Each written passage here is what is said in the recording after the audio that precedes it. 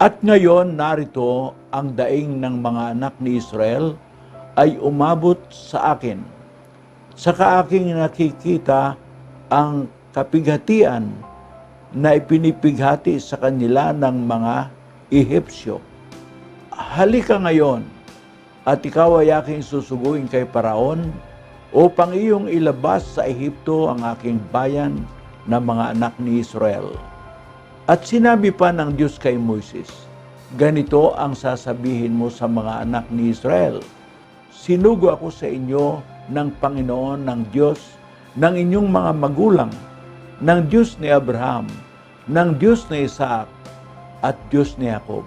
Ito ang aking pangalan magpakailanman, at ito ang aking pinaka-alaala sa lahat ng mga lahi. Ito ang pagpapakilala. Kaya, who is God? Ang ating binasa ay maliwanag na. At dadagdagan pa natin, siyempre pag-aaral ito, dadagdagan pa natin ng Exodus, pangkat 3, 9 hanggang 15. At ngayon, narito ang aking daing ng mga anak ni Israel ay umabot na sa akin. Saka akin nakita ang kapighatian na ipinipighati sa kanila ng mga Ehipsyo. Halika ngayon at ikaw ay aking susuguin kay Paraon upang iyong ilabas sa Ehipto ang aking bayan na mga anak ni Israel. At sinabi ni Moises sa Diyos, sino ako upang pumaroon kay Paraon at upang ilabas sa Ehipto ang mga anak ni Israel? At kanyang sinabi, tunay na ako'y sasayo at ito'y magiging tanda sa iyo na ikaw ay aking sinugo pagka iyong nailabas na sa Ehipto ang bayan ay maglilingkod kayo sa Diyos sa bundok na ito. At sinabi ni Moises sa Diyos, narito, pagdating ko sa mga anak ni Israel at sasabihin ko sa kanila, sinugo ako sa iyo ng Diyos ng iyong mga magulang at sasabihin nila sa akin, ano ang kanyang pangalan? Anong sasabihin ko sa kanila? At sinabi ng Diyos kay Moises, ako yung ako nga. At kanyang sinabi, ganito sasabihin mo sa mga anak ni Israel, sinugo ako sa inyo ni ako nga. Sinabi pa ng Diyos kay Moises, ganito ang sabi mo sa mga anak ni Israel, sinugo ako sa iyo ng Panginoon, ng Diyos, ng inyong mga magulang, ng Diyos ni Abraham, ng Diyos ni Isaac, at ng Diyos ni Jacob. Ito ang aking pangalan magpakailanman, at ito ang aking pinakaalaala sa lahat ng mga lahi. Sa makatuwid, nasagot na dito ang katanungan na sino ang Diyos? Who is God? Kaya babasahin na lang natin ulit yung mga talatang yan kung hindi pa ninyo masyadong nakukuha ang kahulugan, ngunit iyan naman ay pwedeng basahin ninyo ulit sapagkat talata ang ating isinagot. Ano pang maidadagdag natin sa nasabi na? Nais kong ulitin sa inyo yung kanyang pangalang ipinakilala. Ako ay si ako nga. Sa makatwid, ibang klaseng pangalan ito pero wala tayong magagawa. Yan ang pakilala niya. Ano ang pangalan niya? Pagka magtanong ang mga anak ni Israel, ang sasabihin mong pangalan, ganito ang sasabihin mo sa mga anak ni Israel, sinugo ako sa inyo ni ako nga.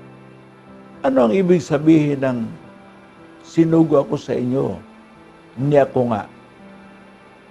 Ito ay tumutukoy ng mga hinaharap na katuruan ng Panginoon. Sapagkat sa banal na kasulatan ay sinasabi ang ganito. Sa Juan, sa pangkat 8 ng Ibanghilyo ayon kay San Juan, ay ating babasahin sa mga talatang ating masusumpungan. Ganito ang sinasabi sa chapter 8, ng aklat ni Apostol Juan, nagalak ang inyong amang si Abraham na makita ang aking araw at nakita at siya natuwa. Sinabi nga sa kanya ng mga Hudyo, wala ka pang 50 taon at nakita mo na si Abraham? At sinabi sa kanila ni Jesus, sinasabi ko sa inyo, bago ipinanganak si Abraham, ay ako nga. Itong ako nga dito, mga kapatid, ang tinutukoy din sa ating binasa sa Exodus. Ang tanong ng mga Hudyo, sino ka? Wala ka pang 50 taong gulang, nakita mo na si Abraham?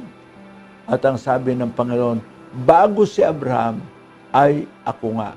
Nang ibig sabihin, siya, si ako nga, na noon sa Old Testament, ay sumasama na sa Israel.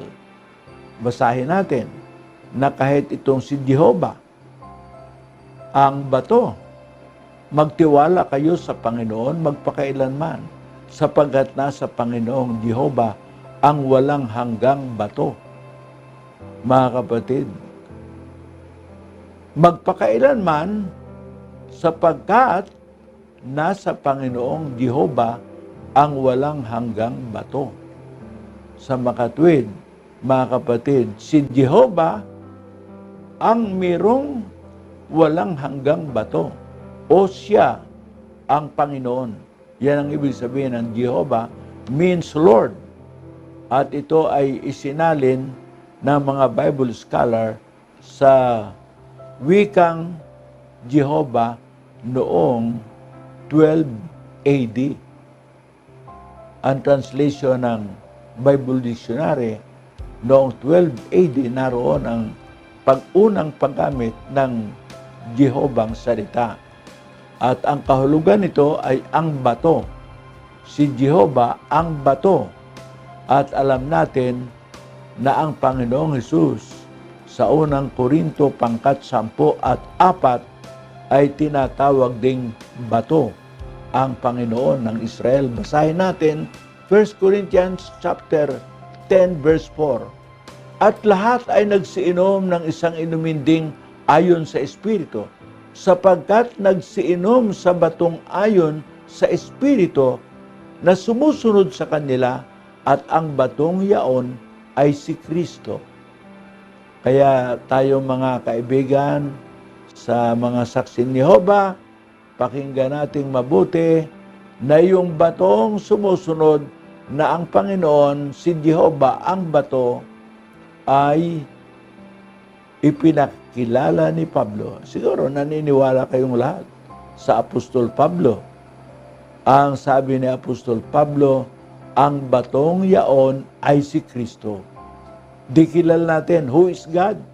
He is the rock. Sa chapter 7, verse 24 ng Mateo, ay sinasabi na ang matalinong tao ay nagtayo ng kanyang bahay na ang kinasasaligan ay ang malaking bato, the rock. At ang sabi, lumagpak ang ulan at humihip ang malakas na hangin, na natiling siya'y nakatayo sapagkat nasa bato. Ngunit yung mangmang ay bumagsak ang kanyang bahay, natayo sa buhanginan. Dito ang buhanginan ay aral ng mga tao mula sa kanilang mga magulang, tradisyon, at hindi sa banal na kasulatan. Sa makatuwid, nakilala natin na yun palang Panginoon sa Old Testament na sumusunod sa kanila, si Jehovah. Sa isang salita pa yan ay angel of the Lord. Jehovah is an angel of the Lord. At siya, yaong bato rin na sumusunod sa makatuwid. Hindi yun ang Ama, kundi the angel of the Lord, si Christ yun. Kaya si Christ sa bagong tipan ay si Kristo sumusunod sa kanila. O nakilala natin who is God.